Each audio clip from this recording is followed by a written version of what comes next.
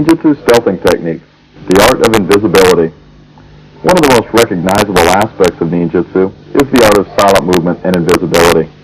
You are about to see the basic footwork and body motion involved in the methods of stealth.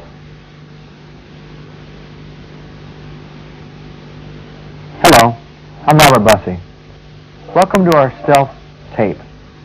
You're about to see a demonstration from some of my top black belts on the various aspects of silent travel.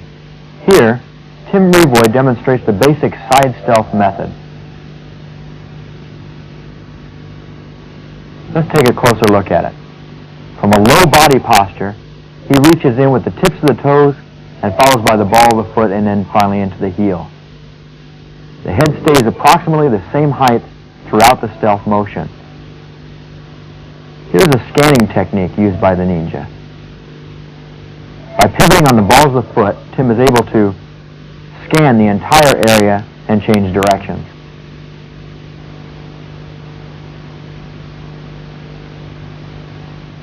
Here's a closer look at that footwork. Tips of the toes, ball of the foot, heel, and so on.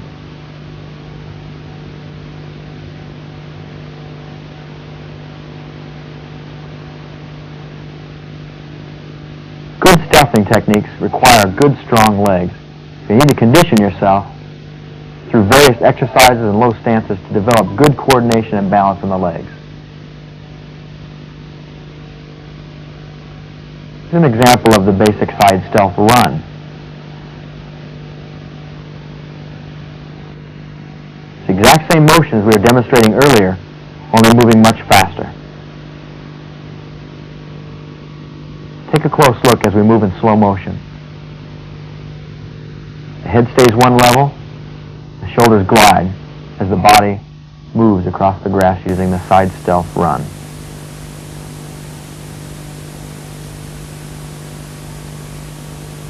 Here's a 360-degree scanning technique. It ends in a squat. After he's checked the area, he can move on. Let's take a better look at that.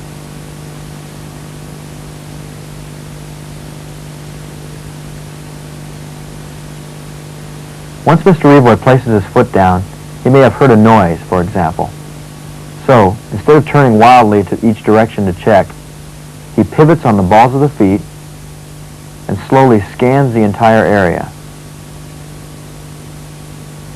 Once he reaches a complete peak, he'll bend the leg and lower his body. He can repeat the process going the other direction, as shown here, or he can change directions.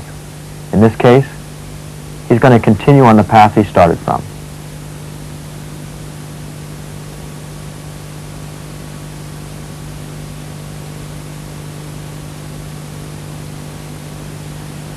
Once again, you can see how much leg strength is required for good, silent walking. If you want control, you need strong legs. Here's a ball-up technique that Mr. Revoy is demonstrating. Now, of course, if this was done at night or at dusk, when he did the ball technique, you would never see him. He would just look like a clump or a shadow. Watch how he blends into the tree line here along the grass, even in the daylight, using this technique.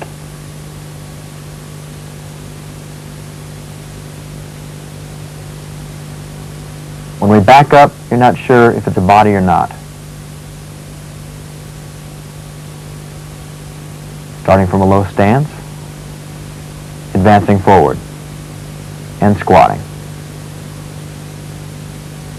He can easily spring up to his feet again. Squat, and back up to the feet. Remember that movement catches the eyes of the opponent. So a lot of times, it's best just to freeze or to drop than it is to continue to move, especially at night.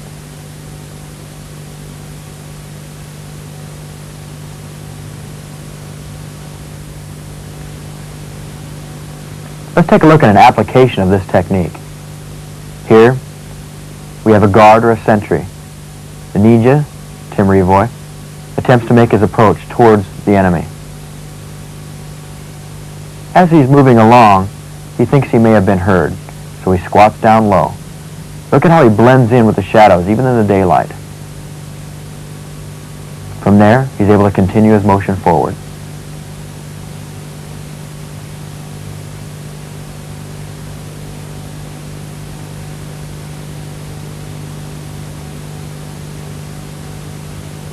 Take another look. As he emerges from the tree line and makes his way along the grass, you can see how his dark uniform blends very well with the background. The key to invisibility and good stealth is relaxation and a natural blending with the surroundings. If it's jungle, you should be dressed for it. If it's city or buildings, you should be dressed appropriately.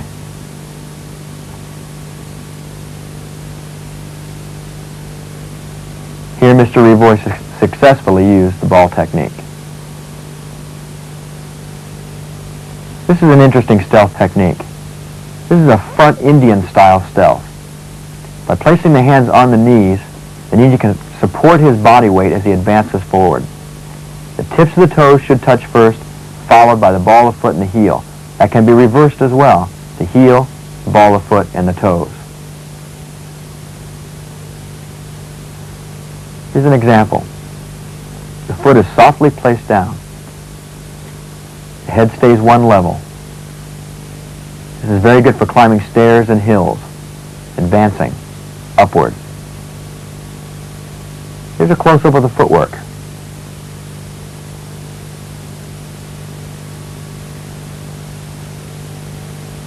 Good balance and technique can only come with time and training.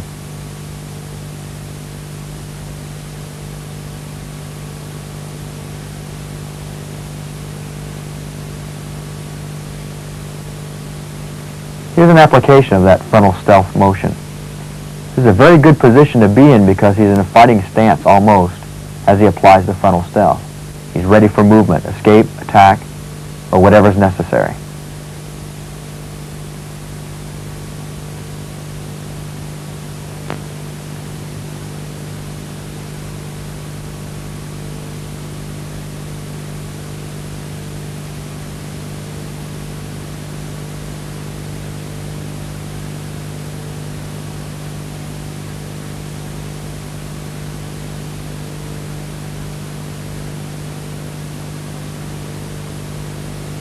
Here's an interesting technique.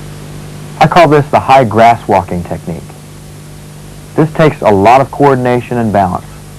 The idea is, if you were walking in high grass, you would want to pick your feet up, bring your foot over the top of the grass, and slice it down into the grass as you advance.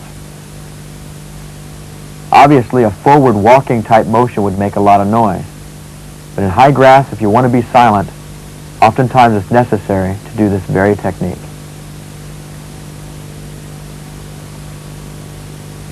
Take notice of his footwork. The edge of the feet kind of cut down through the grass as he places it down on the ground.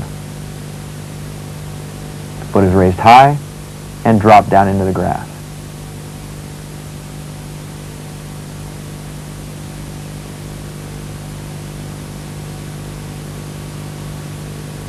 Yes, this does require a lot of leg strength, so conditioning is essential.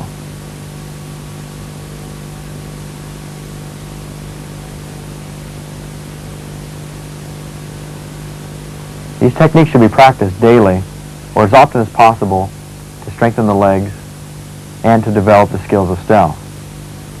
Here you can see Mr. Revoy using this technique in the high grass.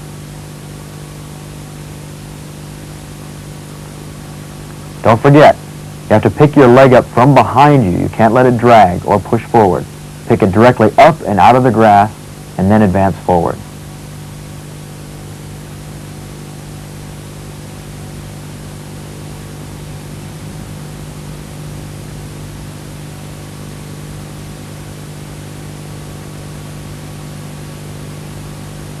Take note of Mr. Revoy's ability to tumble and have good, strong leg stances. Here's another demonstration. This is the low crab crawl. This requires a great deal of strength in the upper and lower part of the body. The only thing touching the ground right now are the hands and the balls of the feet. The rest of the body is held above the ground, and yet is very low to the ground. It's a very quiet and a very realistic technique.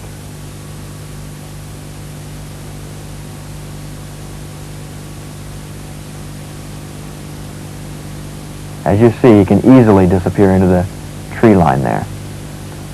Now, when it is not possible to do this crab crawl, you could do a belly crawl as a substitute, but it will definitely make more noise. As you see, he almost moves like a cat as he moves forward.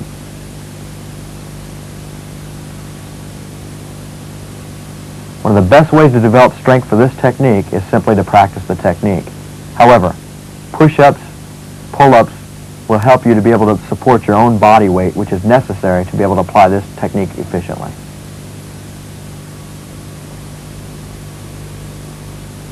The other advantage to the crab crawl is that it minimizes the body mass. There's not so much of the person showing, and in the application of combat, that can be very important. Take a look as Mr. Revoy makes his approach.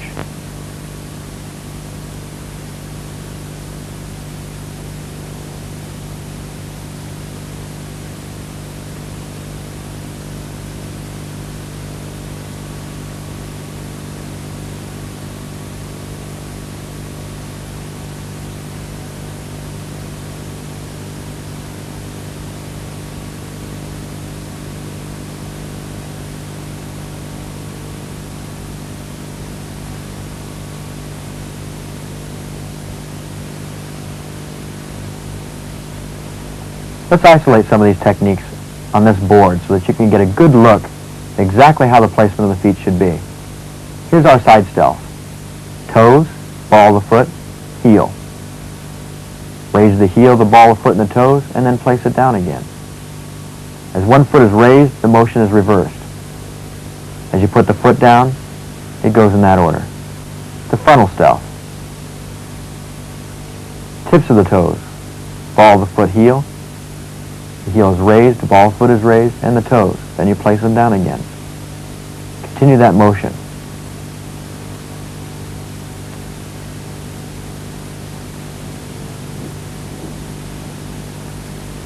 High grass walking. Edge of the foot. Down. Again. Edge of the foot. Down.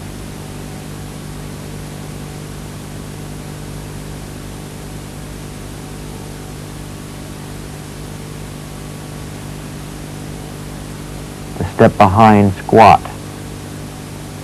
As Mr. Revoy balls up.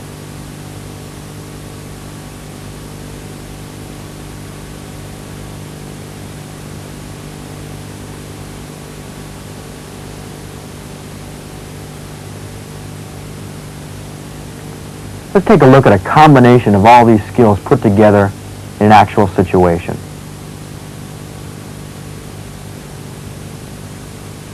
Let's say there's a guard on that end of the building, and Mr. Revoy needs to get from the back of the building up to the front of the building. What kind of techniques could he use? And what if he needed to check that window up on top of that balcony? How would he go about doing that? Let's take a look at some of the techniques he might use. He starts by coming around the corner, very low, very cautious, using a very relaxed footwork. He looks around. He sees the difficulty of climbing that post. So he uses his natural surroundings to help him. Places this log up against the post. Makes sure that it's solid. Checks the area and backs up. From this position, he can make a run and spring right up the board onto the post. Here he goes. Very quietly and very controlled.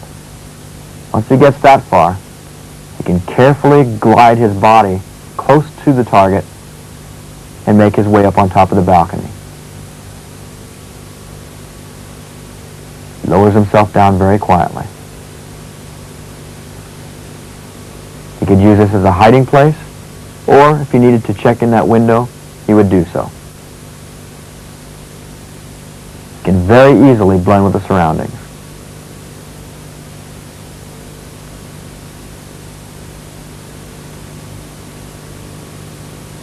Stays very low to the ground when he checks the windows. Moves along each corner. In this position, he checks. Makes sure that it's safe. His glance reveals a sentry or guard at the front of the building. He decides to make his approach.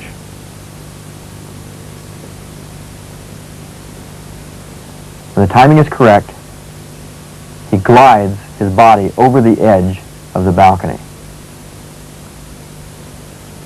Careful not to separate himself from the natural surroundings.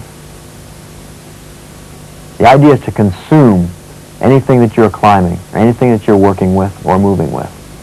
He lowers his body down very quietly and carefully. Back down the post.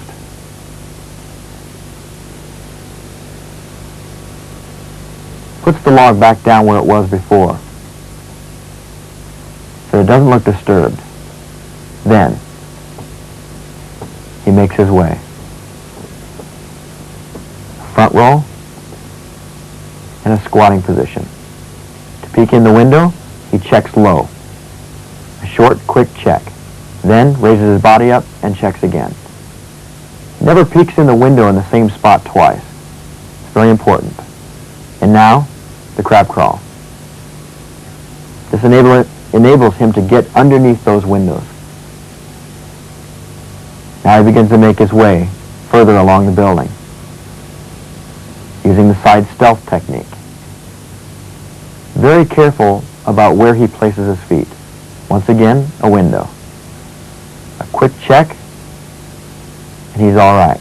However, a crab crawl will not work in this situation because the windows are too low to the ground. So he decides to make a quick diving roll. Once he makes it to the other side, he makes another check and continues his side stealth motion.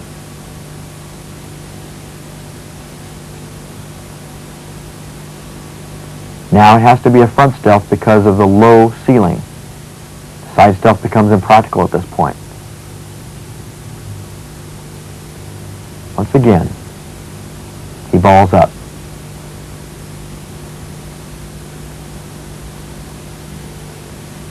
Continues to make his way forward using the frontal stealth method.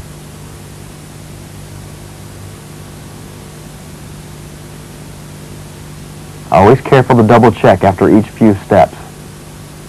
Back down to the belly.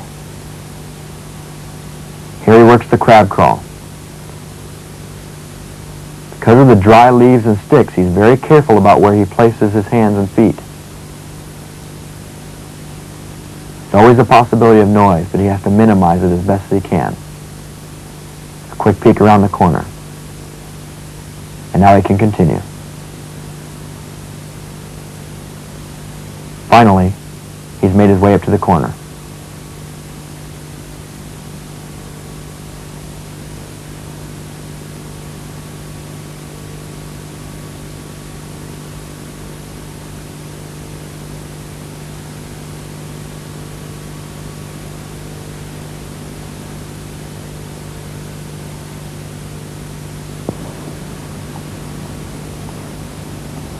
Ninjutsu underwater evasion, the art of invisibility.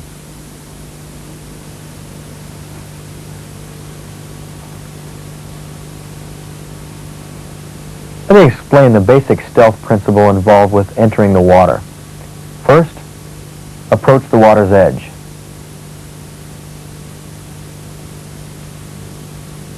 Then, it's very important that you enter the water as quietly as possible. So, slowly edge your body in by letting the toes enter the water first, followed by the shin, the leg, the upper leg, the arm, and the rest of the body. Try to keep air pockets out of your uniform, which would prevent you from being as quiet as you need to be.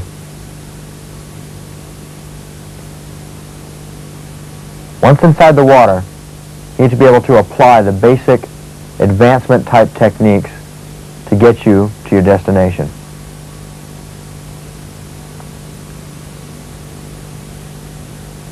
Move through the water as naturally and quietly as possible. Keep your eyes fixed on the direction you're moving, but be sharp and aware of everything that's around you.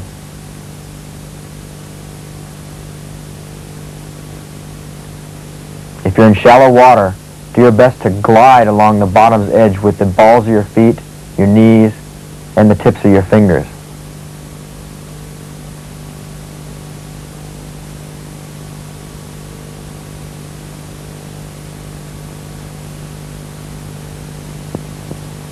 Let me show you the proper technique for breathing through a tube. Usually, I place the rod or the breathing tube in between the fingers, as shown here. I then use the thumb and index finger to pinch the nose. The palm of my hand covers my mouth, and I've created a seal. In this position, no water can enter my mouth, and I can breathe through the tube very freely. You need to note, though, that when you're underwater, there'll be a lot of pressure on your lungs and on your chest. Therefore, you're not going to be able to breathe like you normally can. You'll have to breathe on a lower scale. I created a scale between 0 and 10 that might help you be able to control your breathing a little bit better. Imagine 0 to be the full amount of exhale that you could do. All the air out of your body would be a 0. The maximum amount of inhale in your body would constitute a 10. So 0 to 10. Our natural breathing, I would say, is between 5 and 7. But when you're in the water breathing through a tube, it'll probably be between 2 and 4. So, try to control that breathing between 2 and 4. And about every 5th breath, try to constitute a very large, slow inhale.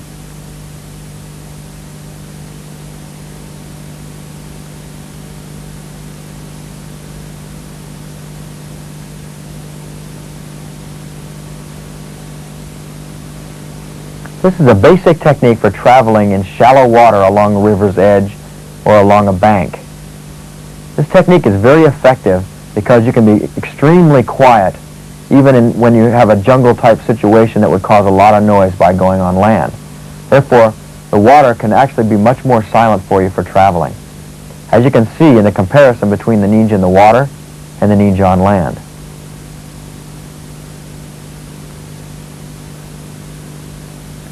The water ninja glides through the water on his hands and knees, blending and flowing, not to cause any splashes. He can easily keep an eye on the other ninja.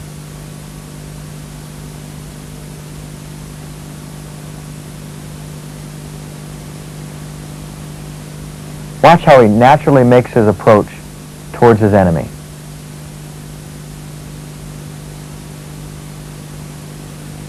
When exiting the water, he makes sure to stay very close to the bank, very low to the ground. This will minimize the sound and will help him to be able to get out of the water much more quietly.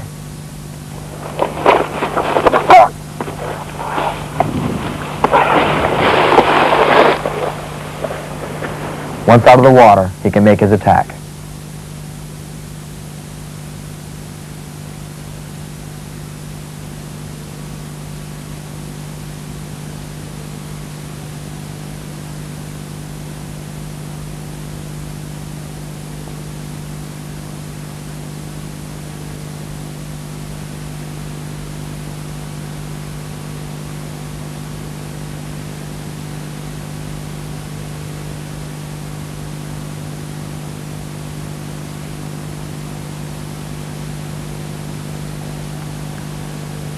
The ninja can use all the natural surroundings to his advantage.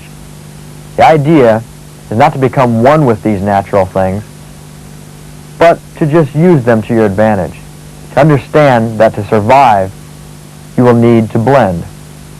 In this situation, the ninja uses a log to hide behind and also to aid him in his camouflage in moving across the water.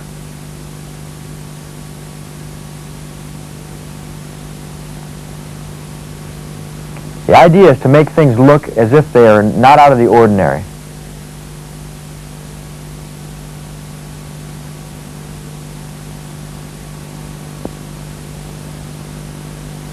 One of the best weapons that you have when applying stealth techniques such as this one in the water is to just have a sharp mind.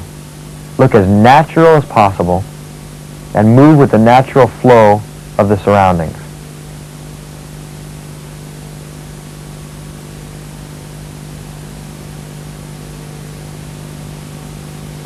The idea is to make an advancement without mustering up the surroundings.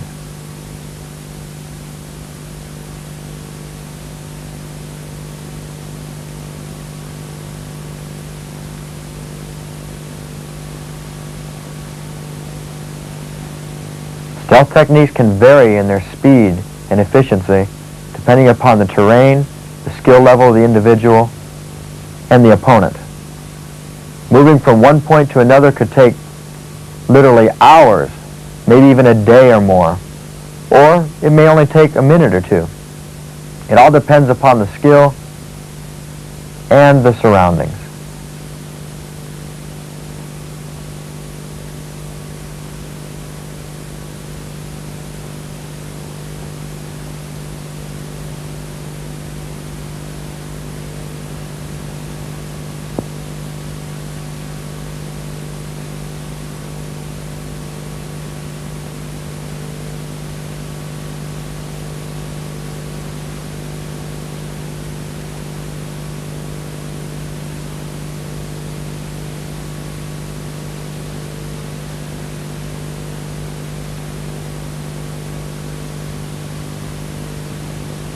Let me break down some of these breathing techniques for you a little bit better.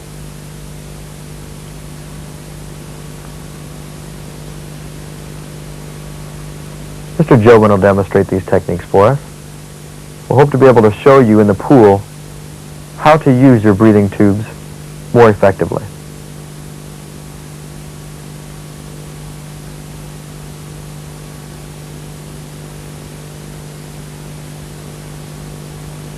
All right, let me show you first the various type of breathing tubes that we could use. Anything will work. Here, a sword scabbard with a hole in the end will serve as a very good breathing tube. By placing the mouth over one end and sealing it, we'll be able to easily breathe through that.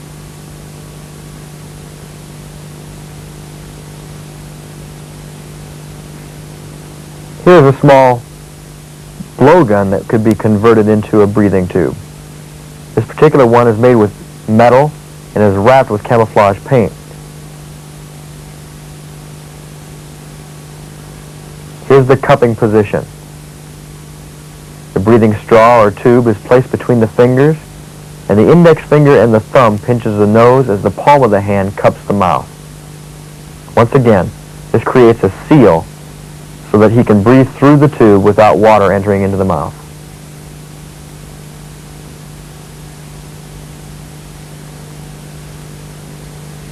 Let's take a look at this technique.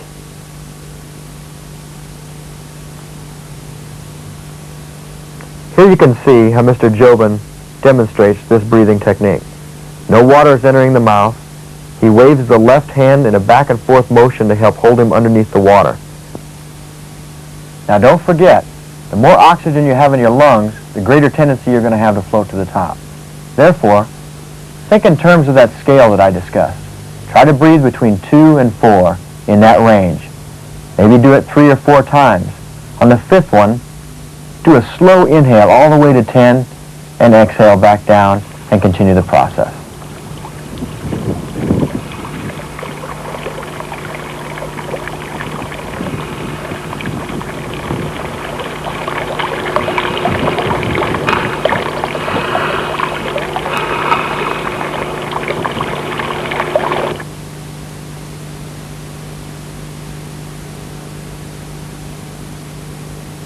Here you can see the natural body position of Mr. Jobin as he demonstrates the breathing technique.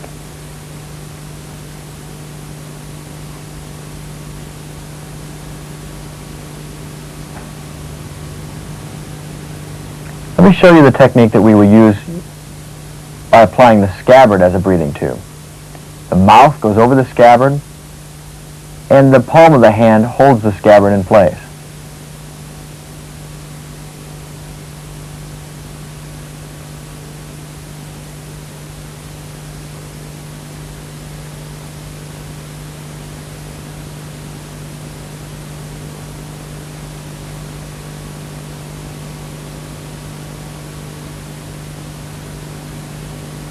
Here's a side view. Now you can see a forward traveling technique by breathing through a straw. Use the same grip as we used earlier, only make sure that the rod is tilting upward nice and high above the waterline.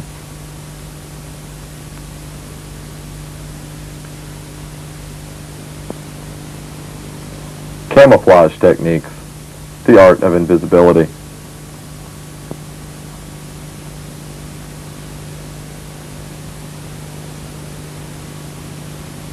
Let's take a look at Mr. Revoy as he applies some invisibility skills. Now, of course, we film this in the daytime. At night, he'd be totally invisible. The idea is to put something between you and the opponent. In this case, he uses trees and brush and down logs. He uses a variety of the stealth techniques that we showed earlier in the tapes, and he moves very freely and relaxed through the shadows. Now, as he comes out of the woods and he makes his way closer to the opponent, he needs to use the crab crawl. Why? Because there are no trees to hide behind. All he has is high grass and weeds. Therefore, to stay invisible, he needs to move very close to the ground.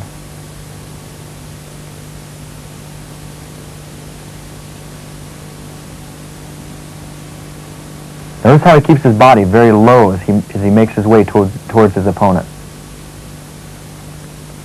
Once he gets in range, he gets on his feet, makes his approach, and attacks.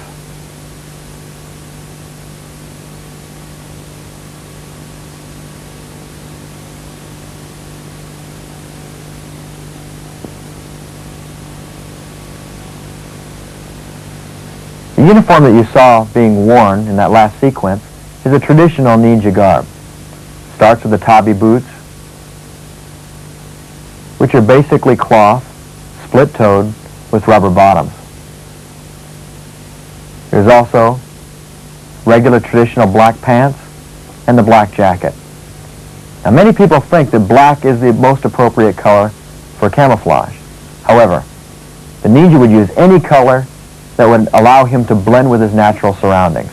Oftentimes, black is too sharp and deep of a color and creates kind of a blob in the shadows. Sometimes it's much better to have a very dark blue or a gray color. However, traditionally we practice in the black uniform, and it is usually appropriate. If one was in the city, or depending upon the situation, the ninja would make a uniform or create a uniform that would blend with his mission at hand. That uniform might be red, brick-colored, camouflage, black, gray, or whatever is necessary. Let's show you a real interesting way to make a mask. I find this is probably one of the best masks that you can get. You can make it simply by using a long-sleeve black t-shirt. Of course, by putting it over the head as you see here, being done by Mr. Revoy, you can take the sleeves of the shirt and tie it behind the head. The loose ends can dangle or be tucked in. T-shirt is very nice because you can still hear very good even though you have it over your head. Many of the traditional masks that you might buy with uniforms are often too heavy and cumbersome. The arm guards is very important because it helps cover the white part of the back of the hand and the forearms. Now, of course, there's the advantage to wearing an arm guard. There's also the advantage of using camouflage face paint. We'll talk about face paint a little bit later. The good thing about the camouflage face painting is that you don't have the sound and the noise that clothes can make. Also, you don't have the heaviness and the hindrance that you might have with your hearing by wearing a mask. The advantage, of course, of having a mask is that it can be taken off very quickly and easily. You can return to a normal state. Yet with camouflage face painting, you have to deal by trying to get that off your face. So let's take a look at Mr. Jones as he moves along this tree line. Now notice the uniform, the camouflage itself, blends very nicely with the surroundings. However, his face and hands really stand out.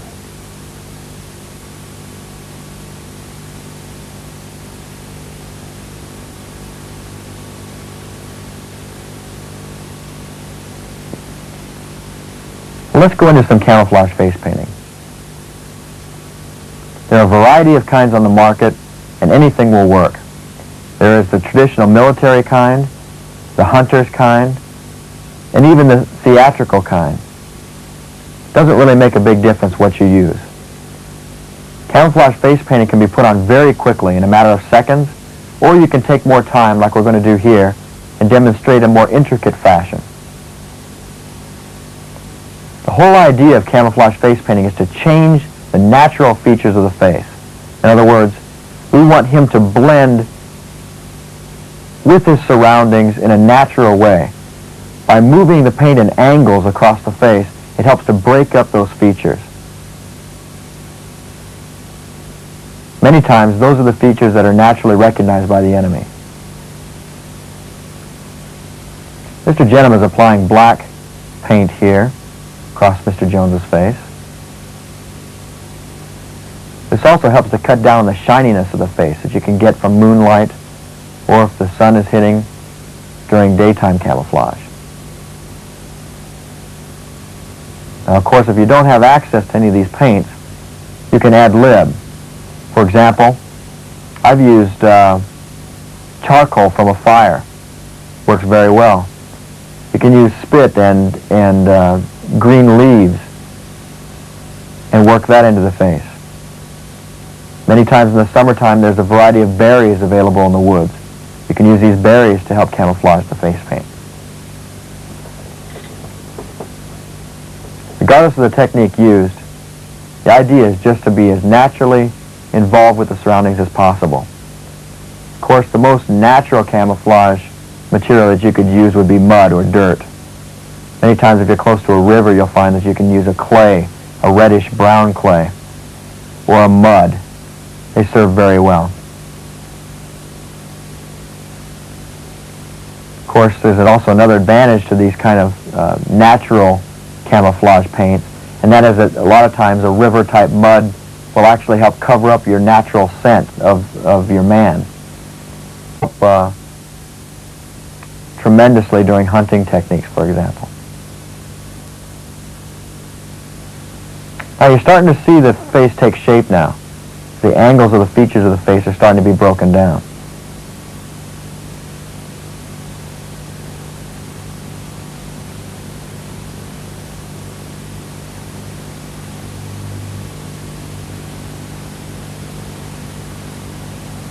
He's now working in another color.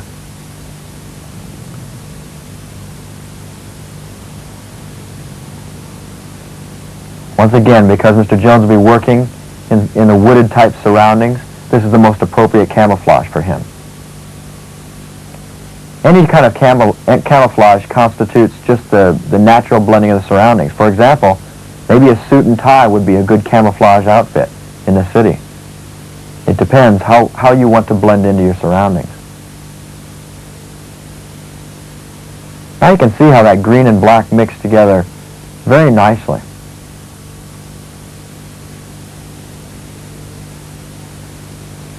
When you're painting your face, make sure to get all the spots necessary.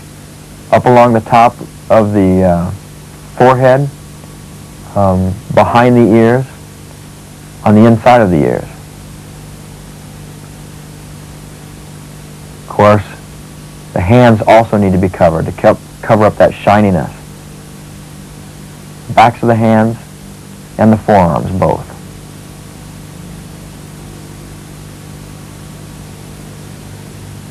Now you can see the finished product.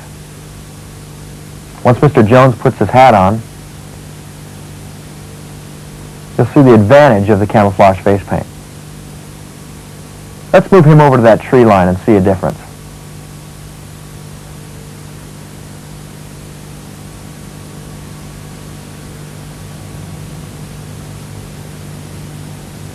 This is kind of the before and after effect. Once again, the uniform blends just as good as it did before, but now his face and hands are much more invisible. He blends much more nicely with the surroundings.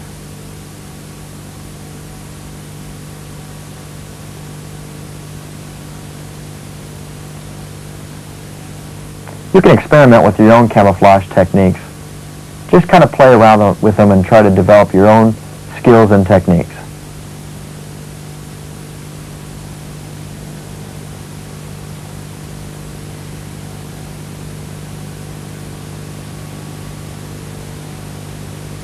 As you look around in the woods, everything seems completely natural. It's very difficult for you to find the ninja if he's trying to be invisible. Why? Because he's blending with the surroundings. If you look very closely now, you'll be able to see movement. Once again, movement catches the eye. That's the first thing you capture as you see Mr. Springbit moving out from behind the bush. He fires his bow.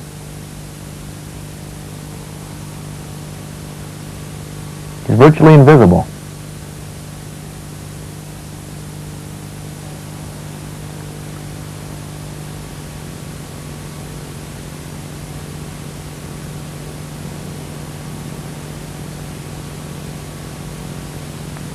Now he becomes more visible as he moves out from his hiding place.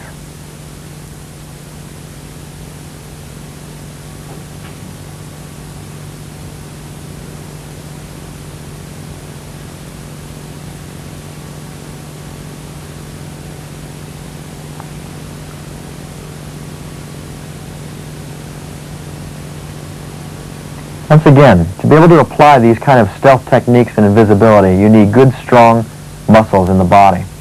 You need to combine your mental sharpness with the strength in your body. With this, you'll be able to control your footwork, control your stances, every step that you make. That's as big a part of invisibility as your uniform. Now here you can see Mr. Springbit moving along the grass line next to the river as he approaches his game.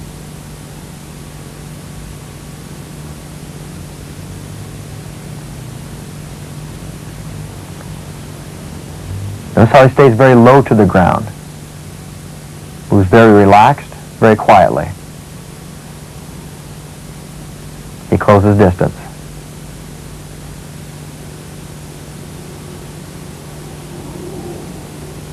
Notice how he checks all the vantage points.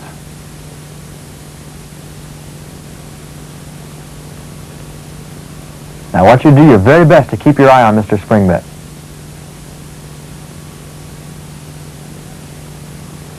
Watch how easily he can blend with his surroundings. Very simple techniques. Look how hard it is to see him when he doesn't move. And of course, now he's completely invisible just by laying down.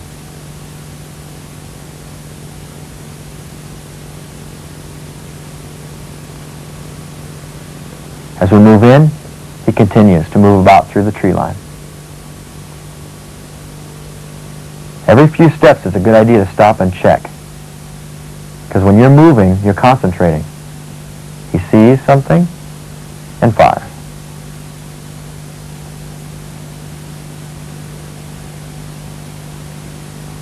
And now he's gone. Can you see him?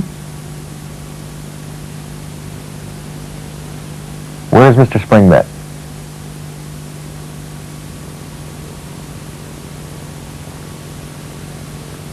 Can you see how easy it is for him to blend with his surroundings?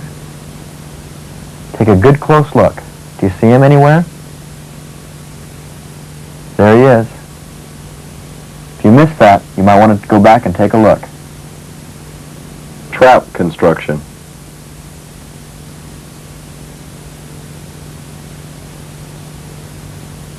Let's move on to some of the basic trapping techniques that we can use. Of course, these kind of techniques are developed in case you don't have access to modern skills or modern conveniences. These types of skills can help save your life in the event that you were in a survival situation.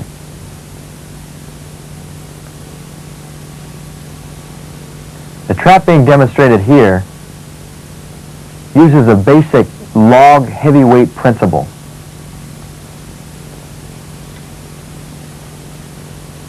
When the trap is released, the weight of the log flies forward into the target.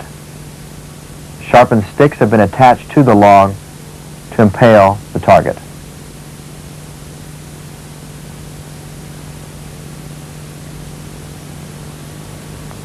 There you get a good idea of what it looks like.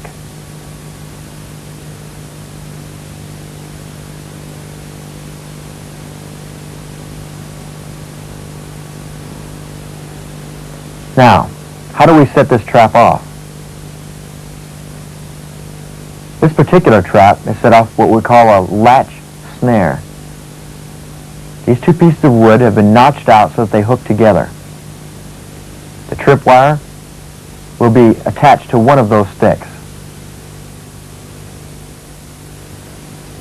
When the opponent or the target trips up the line, the two wood pieces will come apart and the trap will be set off.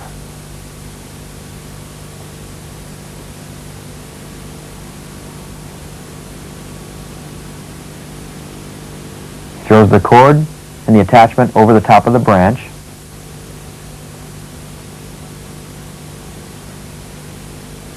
He begins to set up the trap. Now in this particular technique, we have built this trap out in the open so that you can see it. A very well-built trap is virtually invisible. It would be impossible for you to see at home.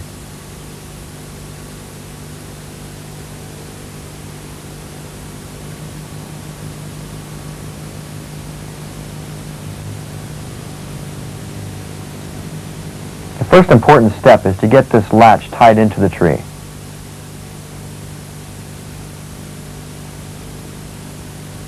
Then, the log is raised, and the two hooks, or the snares, are attached together.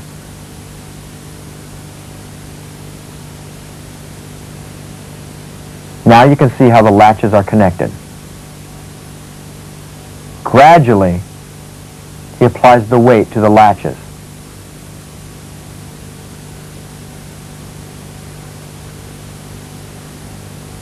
Carefully, he lets go, and they hold. The trap is in place.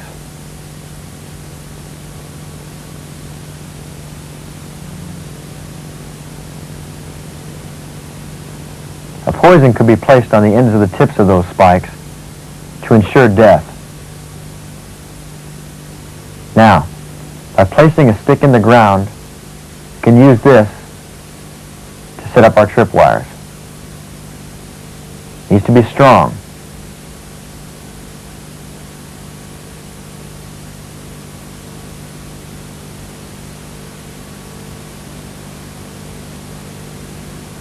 Now the cord is being wrapped around.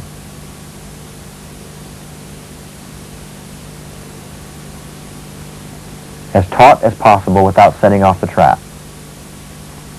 It is then wrapped around and tied off. It's ready to go. Can you see the white string going across?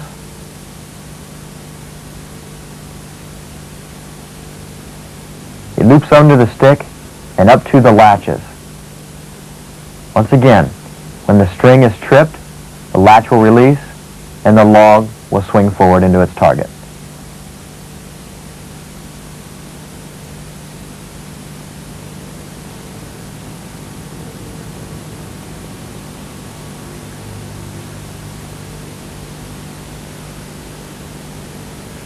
There's our tripwire. And let's carefully set this trap off. Watch closely.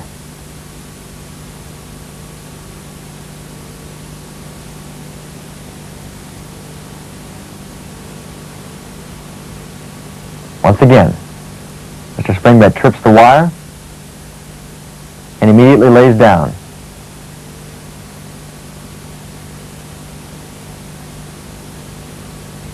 The latches are separated and the trap complete. This is a different trap. This is a dead weight fall type trap. A grill has been constructed with sticks and spikes.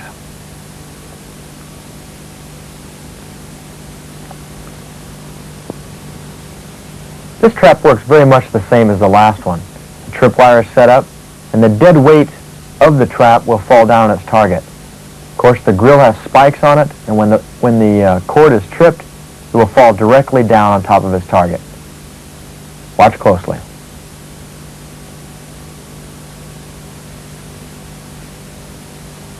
This is a very powerful trap.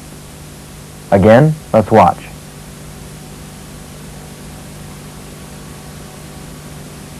It is sprung, and the weight of the deadfall trap drops.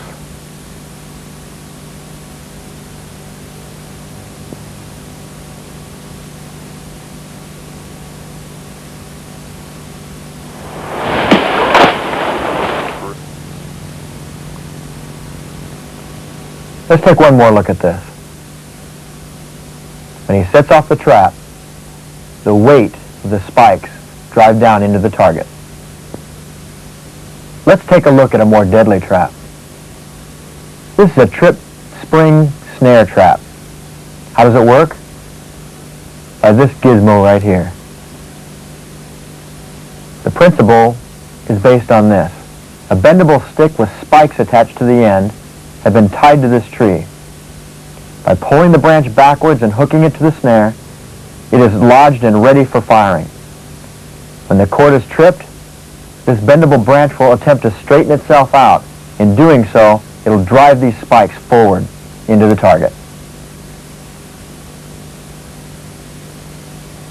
Now, of course, this trap would normally be completely camouflaged with leaves and such. This concludes our tape on the primary skills of stealth and invisibility. Proficiency of these skills will only come with practice. Continue to review this tape as well as the other tapes in this series.